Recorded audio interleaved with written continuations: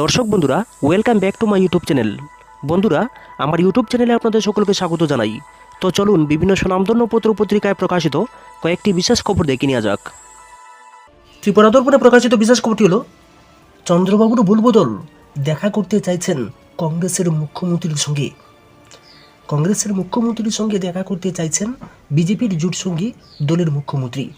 অন্ধ্রপ্রদেশের মুখ্যমন্ত্রী চন্দ্রবাবু নাইডু নিজেই নিজেকে আমন্ত্রণ জানিয়েছেন তেলেঙ্গানার মুখ্যমন্ত্রী রেড্ডির বাড়িতে। এদিকে টিডিপি নেতার এই আমন্ত্রণের খবর পেতেই চিন্তায় বিজেপি। তবে কি সরকার গঠনের এক মাসের মধ্যেই জোটের সমীকরণ বদলে যাচ্ছে? জানা গিয়েছে, তেলেঙ্গানার মুখ্যমন্ত্রী রেবন্ত রেড্ডির বাড়িতে দেখা করতে যেতে চান অন্ধ্রপ্রদেশের মুখ্যমন্ত্রী চন্দ্রবাবু নাইডু। আগামী 6 জুলাই রেবন্ত রেড্ডির বাড়িতে দেখা করতে যাবেন অন্ধ্রপ্রদেশের নতুন মুখ্যমন্ত্রী, এমনটাই জানা গিয়েছে। প্রসঙ্গত, বর্তমানে রেবন্ত রেড্ডি কংগ্রেসের মুখ্যমন্ত্রী হলেও চন্দ্রবাবু নাইডুর সঙ্গে তার সম্পর্ক বহু পুরনো। কংগ্রেসে যোগ দেওয়ার আগে তেলুগু দেশম পার্টিরই সদস্য ছিলেন রেবন্ত রেড্ডি। চন্দ্রবাবুর অত্যন্ত ঘনিষ্ঠ হিসাবেও পরিচিত ছিলেন। 2015 সালে নোট ফর ভোট দুর্নীতিতে যখন জেলে গিয়েছিলেন রেবন্ত রেড্ডি, সেই সময়ে তাকে চন্দ্রবাবু নাইডুর পাঠানো লোক হিসেবেই চিহ্নিত করা হয়েছিল। টিডিপির হয়ে ভোট চেয়ে এক সদস্যকে 50 লক্ষ টাকা ঘুষ দিতে গিয়ে ধরা পড়েছিলেন রেবন্ত রেড্ডি। সাক্ষাৎ করতে চেয়ে এই মর্মে তিনি রেবন্ত রেড্ডিকে চিঠিও দিয়েছিলেন। সেই চিঠিতে লেখা, অন্ধ্রপ্রদেশ ভেঙে 2 খণ্ডে বিভাজিত হওয়ার 10 বছর পার হয়েছে। পুনর্গঠন আইনের অধীনে একাধিক বিষয় নিয়ে 2 রাজ্যের মধ্যে বহুবার আলোচনাও হয়েছে, যা আমাদের 2 রাজ্যেরই উন্নয়নের জন্য গুরুত্বপূর্ণ ভূমিকা পালন করে। বন্ধুত্বপূর্ণভাবে আমাদের এই বিষয় নিয়ে আলোচনা অপরিহার্য। সেই মর্মেই আমি আগামী 6 জুলাই শনিবার দুপুরে আপনার বাড়িতে সাক্ষাতের প্রস্তাব দিচ্ছি। আমার বিশ্বাস, মুখোমুখি আলোচনা আমাদের জটিল বিষয়গুলি নিয়ে আরও ভালোভাবে আলোচনা করতে এবং অন্ধ্রপ্রদেশ ও তেলেঙ্গানার জন্য লাভজনক সিদ্ধান্ত নিতে বিশেষ কার্যকর হবে। অন্ধ্রপ্রদেশ ও তেলেঙ্গানা রাজ্য বিভাজনের পরেও এত বছর হায়দ্রাবাদকে যুগ্ম রাজধানী হিসেবে ব্যবহার করত। চলতি বছরই সেই চুক্তির ইতি হয়। অমরাবতীর নাম প্রস্তাবিত হলেও এখনও তা অফিসিয়ালি রাজধানী হিসেবে ঘোষণা করা হয়নি। অমরাবতী প্রজেক্টও বিগত 5 বছর ধরে আটকে রয়েছে। এই ক্ষেত্রে অন্ধ্রপ্রদেশের মুখ্যমন্ত্রীর দায়িত্ব গ্রহণের পর চন্দ্রবাবু পড়োশি রাজ্য তেলেঙ্গানার সঙ্গে নতুন কোনো চুক্তি করতে পারেন কিনা তাই দেখার। নিউজ ভ্যানগার্ডে প্রকাশিত একটি বিশেষ খবর, মোদী ও বিজেপিকে হারানোর কৌশল চলে এসেছে হাতে। বিস্ফোরক প্রশান্ত কিশোরের নয়া বয়ানে তোলপাড় দেশের রাজনৈতিক মহল। ত্রিপুরা দর্পণ সম্পাদকীয়, শিক্ষায় পরিকাঠামো উন্নয়ন প্রয়োজন। দেশে যখনই কোনো সরকারের শাসকের পরিবর্তন হয়, তা দলীয় পর্যায়ে হোক কিংবা ব্যক্তি পর্যায়ে হোক, শাসকবর্গ কিছু কিছু নীতি পরিবর্তন করে থাকেন। হয়তো তার কোনো মহৎ উদ্দেশ্যেই তা করে থাকেন। সম্প্রতি ফৌজদারি আইনেও বেশ কিছু পরিবর্তন আনা হয়েছে। এই নিয়ে ভিন্ন মহলে বিতর্ক চলছে। দেশের শিক্ষানীতিতে বারবার পরিবর্তন আনা হচ্ছে। বিভিন্ন সময়ে সরকার শিক্ষানীতিতে পরিবর্তন আনছেন, কিন্তু স্বাধীনতার অমৃতকাল পার করেও দেশের শিক্ষায় শুধু পরিবর্তন আনা হচ্ছে। হয়তো এইভাবে নীতি পরিবর্তনের খেলা চলতেই থাকবে এবং অনন্তকাল ধরে তা চলতেই থাকবে। এইভাবে গোটা ছাত্র সমাজকে গিনিপিগ বানিয়ে পরীক্ষা নিরীক্ষার কাজ চলতেই থাকবে, কিন্তু কাজের কাজ কিছুই হবে না। কারণ সরকারে যারাই ক্ষমতায় আসুক না কেন, সকলেই একটা বিষয়ে বিশ্বাস যে শিক্ষা নিয়ে গবেষণা চালিয়ে যেতে হবে এবং পরিবর্তন আনতে হবে। এটি না করতে পারলে নতুন নতুন সরকারে নতুন নতুন দলের নেতাদের মান থাকে না। শিক্ষা ছাড়া অন্যান্য ক্ষেত্রেও নেতারা পরিবর্তন এনে বুঝিয়ে দিয়েছেন যে শাসন কার্যে নেতাদের পারদর্শিতা কতটুকু।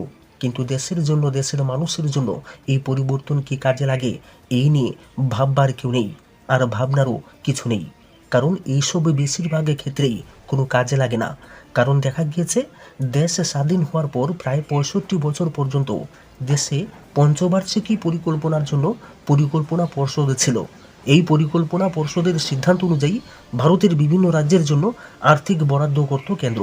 দেশে মোদিজি প্রধানমন্ত্রী হওয়ার পর এই পরিকল্পনা পর্ষদকে বন্ধ করে দেওয়া হয়েছিল। এর পরিবর্তে চালু করা হয়েছিল নীতি আয়োগ। কিন্তু এতে কি পরিবর্তন হয়েছে বা রাজ্য সরকার কিংবা রাজ্যের মানুষের কোনো পরিবর্তন হয়েছে কি, এই নিয়ে কেউ কিছুই বলতে পারবেন না। কারণ একটাই, তখনও রাজ্যগুলো তাদের পাওনা থেকে বঞ্চিত রয়েছে, এখনও হচ্ছে। কিন্তু তখন রাজ্যের কথা শোনার কিছু সুযোগ ছিল, বর্তমানে তাই একেবারেই নেই। এমনইভাবে দেশের শিক্ষানীতির পরিবর্তন করে নয়া শিক্ষানীতির প্রবর্তন করা হয়েছে। আর সাথে সাথে প্রচার শুরু হলো এই নয়া শিক্ষানীতি কতটা উপযোগী। অবশ্যই এই নয়া শিক্ষানীতিও মোদি গ্যারান্টির অঙ্গ, যেখানে কোনো ওয়ারেন্টি নেই। হঠাৎ করে দেশ জুড়ে ইংরাজি মাধ্যম স্কুলের সংখ্যা মাকড়সার জালের মতো ছড়িয়ে পড়ল। বেশিরভাগই প্রথমে বেসরকারি স্কুল, পরবর্তীকালে সরকারি স্কুলগুলোকেও বেসরকারি পরিচালকদের হাতে তুলে দেওয়া হলো।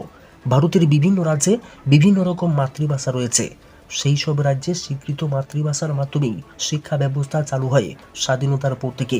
এমনকি দেশে যখন ইংরেজদের শাসন ছিল, তখনও বিভিন্ন রাজ্যে স্বীকৃত মাতৃভাষার মাধ্যমেই শিক্ষা গ্রহণ হতো।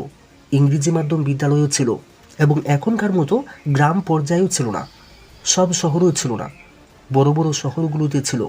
তাই বলে দেশের বিভিন্ন রাজ্য স্তরে মাতৃভাষায় যারা শিক্ষা গ্রহণ করতেন তাদের কি উচ্চশিক্ষার সুযোগ ছিল না? তখনও মাতৃভাষায় শিক্ষা গ্রহণ করে অনেকে গুণবান ব্যক্তি দেশের মুখ উজ্জ্বল করেছেন। এখন ব্যাপকভাবে ইংরেজি মাধ্যমে পড়াশোনা করে MA BT পাস করেও টেট নিট নেট পরীক্ষার পরেও বেকার থাকতে হচ্ছে। আগে কিন্তু এইভাবে পেপার লিক হওয়ার সুযোগ ছিল না, কারণ এই পরিবর্তিত শিক্ষা ব্যবস্থায় এইসব অপকর্মের সুযোগগুলো কিন্তু অনেক সহজ হয়ে উঠেছে। অবশ্যই এই নিয়ে অনেকেই গর্ব করে থাকতে পারেন যে বর্তমান আধুনিক শিক্ষা পদ্ধতিগুলোই এইভাবে আধুনিক সব কেলেঙ্কারি করার সুযোগ করে দিচ্ছে। আসলে বর্তমান সময়ে দেশের শাসন ব্যবস্থা পুরোটাই অনেকটা ব্যবসা নির্ভর। চাকরি করে যেমন উপার্জন করা যায়, তেমনি চাকরি বিক্রি করেও উপার্জন করা যায়। আবার প্রশ্নপত্র ফাঁস করেও ভালো উপার্জন করা যায়। এইসব সহস্র উপার্জনের সাথে প্রভাবশালীরা জড়িত থাকেন। কেউ কেউ ধরা পড়েন, আবার কারো কথা কোনোদিনই প্রকাশ্যে আসে না। মাতৃভাষার মাধ্যমে যখন শিক্ষার উপর বেশি জোর দেওয়া হতো, তখন প্রায় প্রতিটি পঞ্চায়েতেই একটি বিদ্যালয় ছিল। এই রাজ্যেও বিভিন্ন এলাকা ভিত্তিক বিভিন্ন বিদ্যালয় গড়ে ওঠে সরকারি উদ্যোগে, এবং এই সরকারি বিদ্যালয়গুলিতে ধীরে ধীরে ছাত্রছাত্রীর সংখ্যা বাড়তে থাকে। এরপর যখন মিড ডে মিল ব্যবস্থা চালু হয়, তখন ড্রপ আউটের সংখ্যাও কমতে থাকে। এইসব সরকারি স্কুল থেকেই পড়াশোনা করে অনেকে উচ্চশিক্ষা লাভ করেছেন এবং জীবনে প্রতিষ্ঠিত হয়েছেন। তবে সরকারি উদ্যোগে কিছু ইংরেজি মাধ্যম বিদ্যালয় তৈরি করা হয়। এইসব বিদ্যালয়ে ছাত্রছাত্রীরা ভালো ফল করে থাকে বিভিন্ন বোর্ডের পরীক্ষায়, এবং অবশ্যই উচ্চশিক্ষায় পড়াশোনার সুযোগও তারাই বেশি পায়। সরকারি স্কুল হলেও এইসব ইংরেজি মাধ্যম স্কুলে মেধাবী শিক্ষকের অভাব থাকতো না। প্রথম দিকে শুরুতে ব্যবস্থা অনেকটাই ভালো ছিল। রাজধানী আগরতলা থেকে শুরু করে মফস্বলেও বহু ইংরেজি মাধ্যম সরকারি বিদ্যালয় প্রতিষ্ঠিত হয়েছে, এবং সবগুলোই সুনামের সাথে পরিচালিত হতে থাকে। পাশাপাশি বাংলা মাধ্যমের স্কুলগুলো থেকেও ছাত্রছাত্রীরা ভালো ফল করে উচ্চশিক্ষা লাভ করে সমাজে প্রতিষ্ঠিত হতে পারে, এই কথা অস্বীকার করার উপায় নেই। এ রাজ্যে সরকার পরিবর্তন হয়ে কেন্দ্রে নয়া শিক্ষানীতি চালু হওয়ার পর স্বাভাবিকভাবেই এ রাজ্যের ডাবল ইঞ্জিন সরকার এ রাজ্যের শিক্ষাক্ষেত্রেও একটা পরিবর্তন আনার উদ্যোগ নিয়েছিল। কোনো পরিকাঠামো উন্নয়ন না করেই 125টি স্কুলকে বিদ্যাজ্যোতি প্রকল্পের আওতায় আনা হয়েছিল উন্নত মানের শিক্ষা দেওয়ার জন্য। কিন্তু এমন উন্নত মানের শিক্ষা দেওয়া হয় যা বোর্ডের ফলেই ছাত্রছাত্রী ও অভিভাবক মহলে হতাশা নেমে আসে। এ রাজ্যের বেশিরভাগ মানুষ বাংলায় কথা বলেন, তাই ছাত্রছাত্রীরাও বেশিরভাগই বাংলায় কথা বলেন। এইসব বিদ্যালয়ে যারা শিক্ষকতা করবেন তাদের ইংরেজি ভাষার পাশাপাশি বাংলাতেও দক্ষ হতে হবে। যে কোনো অঞ্চলের মাতৃভাষা সম্পর্কে যথেষ্ট জ্ঞান না থাকলে শুধু ইংরেজি ভাষার উপরে যত পাণ্ডিত্য থাকুক না কেন, সেই সব অঞ্চলের ভাষা জ্ঞানও যথেষ্ট থাকতেই হবে। নইলে ছাত্রছাত্রীদের বিভিন্ন বিষয়ে ভালো করে বোঝানো সম্ভব নয়। আবার সরকারি স্কুলগুলো যেগুলোতে কোনোদিনই ইংরেজি মাধ্যমে পড়াশোনা হয়নি, সেই বিদ্যালয়গুলোতে হুট করে ইংরেজি মাধ্যম করে দেওয়া হয়েছে, অথচ ইংরেজি মাধ্যমে শিক্ষা দেওয়ার মতো শিক্ষকের অভাব রয়েছে। তাই বর্তমানে রাজ্যে বিদ্যাজ্যোতি প্রকল্পের অধীন বিদ্যালয়গুলো থেকে কোনো জ্যোতি ছড়ায়নি, যাতে করে ছাত্রছাত্রী ও অভিভাবক মহল উৎসাহিত হতে পারেন। এই নিয়ে রাজ্যের মুখ্যমন্ত্রীও উদ্বিগ্ন। দেখা যাক এই অবস্থার পরিবর্তনে কি উদ্যোগ নেওয়া হয়। এ রাজ্যে শিক্ষাঙ্গনের নাম পরিবর্তন হয়েছে, পরিকাঠামোর পরিবর্তন হয়নি। প্রয়োজনীয় শিক্ষকের অভাব দূর করে পরিকাঠামো উন্নয়ন করা হলে ভালো ফল না হওয়ার কথা নয়। এজন্য দ্রুত সুনির্দিষ্ট পদক্ষেপ প্রয়োজন।